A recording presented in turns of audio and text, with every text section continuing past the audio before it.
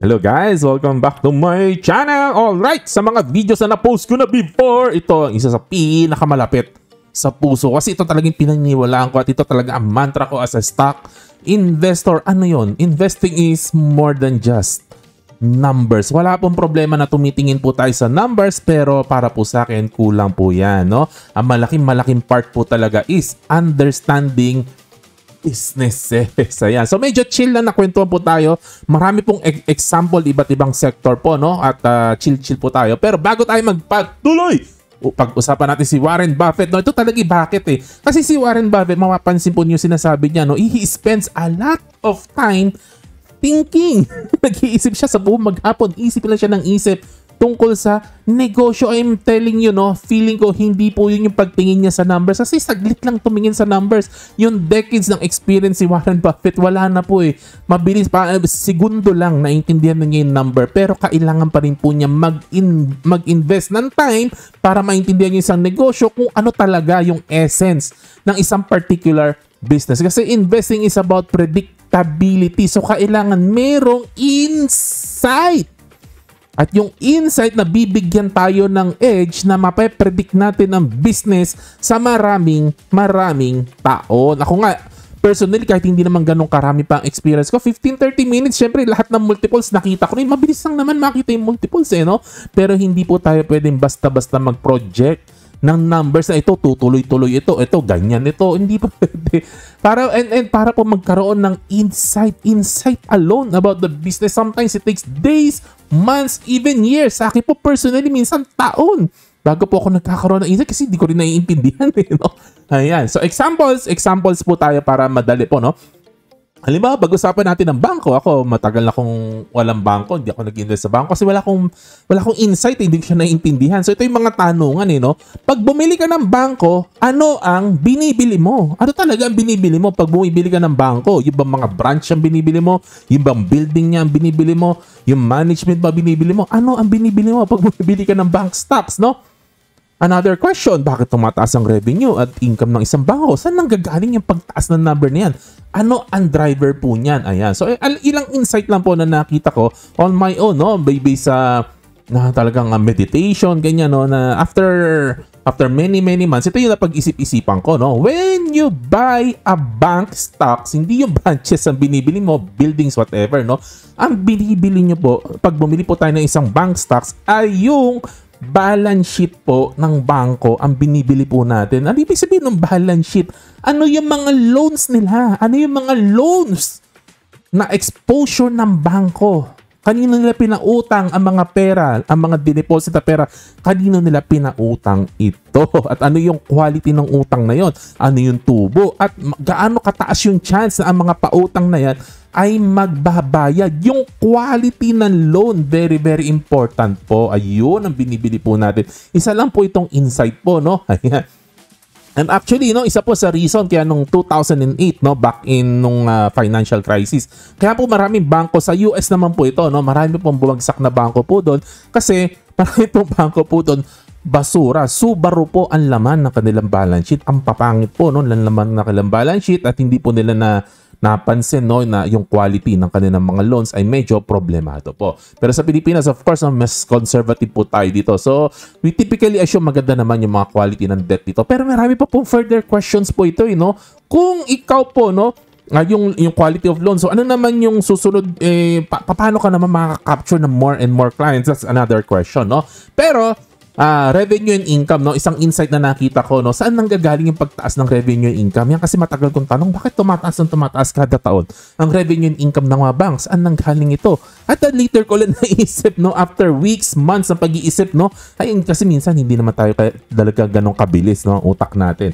Hindi naman ganong kabilis. Hindi naman tayo nagpapatakbo ng bangko. So, ang na-realize ko po, every year, nagmamahal yung kotse. Napansin ko po ito, no? Tumitingin ako ng presyo ng bagong Toyota. Ba't ganito? Ang mahal na. Yung dating 1 million dati, ngayon 1.8 million na. So doon ko na-realize, nagmamahal. Nagmamahal yung binibiling kotse. Nagmamahal yung binibiling bahay. Kaya yung loans din sa bangko, tumataas. Kasi syempre, ang mga tao hindi naman nakakabili niyan, no? Direct cash. Inuutang po talaga yan, no? Ayun. So, yun po, no? It sounds simple, no? Pag sinabi po sa atin or pag narinig natin, it sounds very, very simple. Pero ako personally, yung mga bagay nito, it took me a lot of months bago po ma-realize po ito. Next, what I want to understand sa bank, no? Yung composition ng loans. Important, gusto ko rin maintindihan po yan, no? Ano ba yung compositions ng loans? Ilang percent yung car loan, ilang percent yung housing loan, corporate, kanino pa sila nagpapautang, gusto ko maintindihan. So, yung mga gusto ko maintindihan in the future, bago tayo bumili ng maraming bangko. No? So these questions po, pag nag-a-analyze po tayo ng isang stocks or a particular industry, no? Kailangan natin maintindihan yung business, no? At pag tinanong po natin yung mga tao na nasa industry, it will sounds na napaka-stupid po natin at wala po tayong alam. Kaya talaga pag investor po, kailangan inaaral natin yung mismong industry. Pag nagre-research po tayo, kailangan basahin natin, mag-research tayo about that particular industry itself outside na po ng mga pinagsasasabi ng mga analyst. Yung mga analyst, yung numbers na pinag-uusapan yan eh. Pero mismo yung industry, minsan hindi rin nila naiintindihan yan. So, kailangan tayo po, nagre-research po tayo dyan. Halimbawa, power generation, ganyan. Kailangan nagre-research ka, no? Tungkol dito, yung mga ano ba nangyayari sa advancement ng mga solar panel, etc. So, kailangan po yan. May inaaral po natin para magkaroon po tayo ng information edge at magkaroon po tayo ng insight po talaga about a particular business. O, halimbawa, another example, nakwento ko na po ito before, no? I think 2 years ago pa, nakwento ko na to eh. Yung cement business. Ito hindi ko alam eh. Alam ba nagda-drive ng kita ng isang cement business? Ito natutunan ko lang, no, sa isang podcast sa US. Ang driver pala neto ay price ng oil. Gasolina.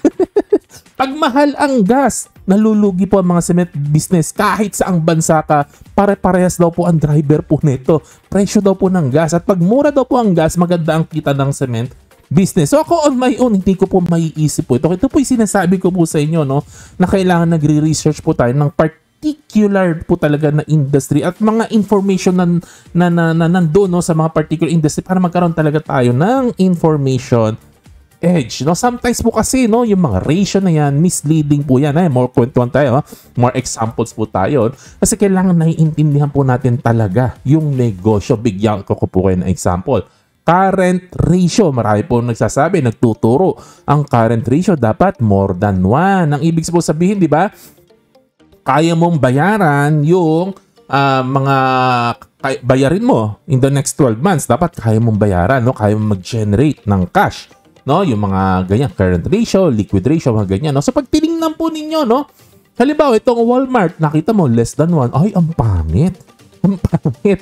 Ayun po kasi, no, kasi minsan kulang po tayo ng business insight, no. Ang ibig ba sabihin nito dahil less than 1 itong kay Walmart, pangit si Walmart?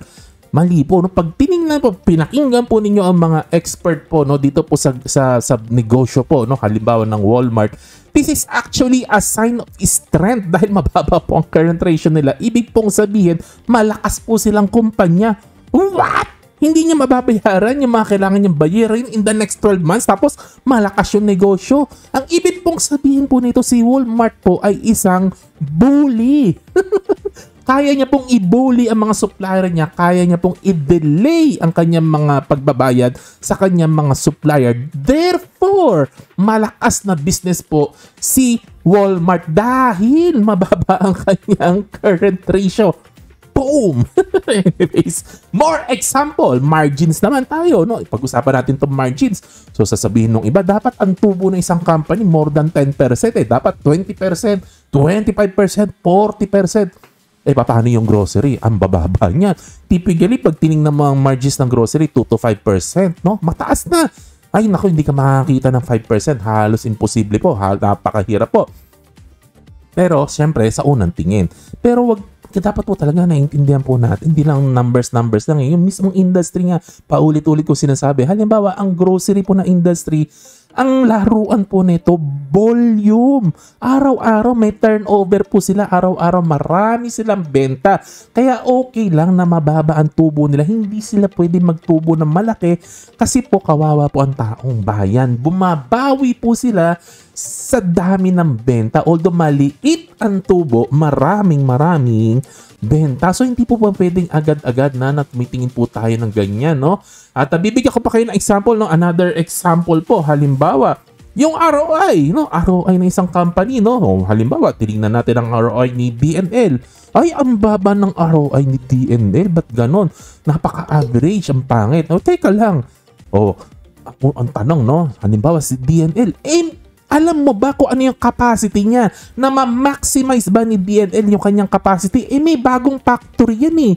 Syempre, yung nakikita mo ngayong ROIC niya, no? Yung value ng ROIC niya, baka hindi pa kasi na-fully operate yung planta niya sa Batangas na bago. Paano ngayon pag nag-operate yung biglang sisipa ang ROIC niya? So, minsan po ganun po no? Hindi po pwedeng basta-basta tayo nag-judge. Pagkakita natin ng number, judgmental agad, no? Ay, aray ko. Wag tumalbog ang aking keyboard. So, wag po tayong judgmental. Maliwanag po ba? More kwentuhan pa po tayo.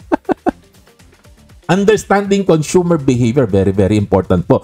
When we say we understand a business, dapat naiintindihan po natin, no, yung psychology ng client, ng stock na binibili natin. Ayun, no, consumer behavior, very, very important. Kasi nga po, predictability. So, pag sinabi pong predictability, ano yung habit ng mga customer nung company na binibili po natin. And even the great Warren Buffett, minsan, no, medyo matagal din bago niya ma-realize. Halimbawa po, si Apple, si iPhone. Akala kasi ni Warren Buffett noong araw, itong Apple, itong iPhone, is a technology company. So, pagdating sa technology, ayaw niya kasi hindi niya ma-predict, no? Ang hirap pong i-predict pag technology. Ayaw niya ng unpredictable. Gusto niya predictable. So, and ang tagal po bago talagang pumosisyon si Warren Buffett. Kaya nung alam ko 2016 no, bago siya bumili ng Apple, na maraming shares ng Apple. So it took him time din na ma-realize na ito pong Apple is consumer po ito, consumer business po ito. Case in point po yung iPhone, no? Pag-usapan po natin yung iPhone. Akala ko po nung araw, no, years and years ago, akala ko po ang mga tao binibili yung iPhone as a status symbol kasi mayabang sila, gusto na ipagmalaki, may pera sila at gusto na ipagmalaki na latest sila lagi or whatever.